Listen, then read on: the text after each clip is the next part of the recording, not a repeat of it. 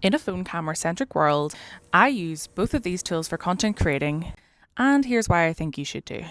Hi, my name's Abby. I am a content creator, social media manager, photographer, etc. And I use both my camera and my phone on a daily basis to create content. When I kind of first got into content creating, I very much took the approach that your phone was the most important tool.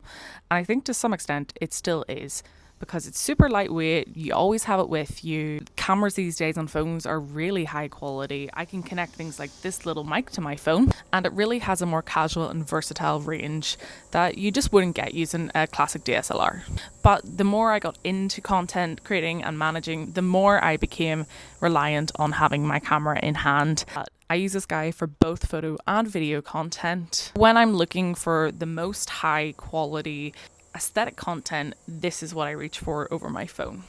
So, for an example, I do a lot of photography, and for photography only events, I just don't think the quality of your phone camera is good enough.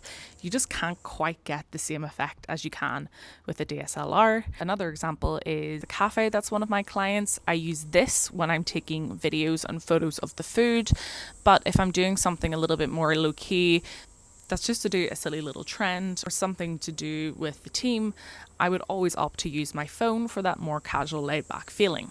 And my favourite thing ever to do, and if you follow me, you definitely have seen that I do this, is to attach a little bracket to the top of my camera for my phone so that when I'm shooting either video and photo on this, I can also be shooting video on my phone, which gives me a lot more flexibility in the kind of content that I end up being able to make because I have more options, and it really kills two birds with one stone. The fact of the matter is, quality doesn't matter as much as you think it does to most consumers and customers. They really want to see personality driven content, and that doesn't matter if it's shot on a phone or a camera. If you are a photographer or a content maker of any kind, what do you use the most? A classic DSLR or your phone? And which one do you think is a better tool for content creation?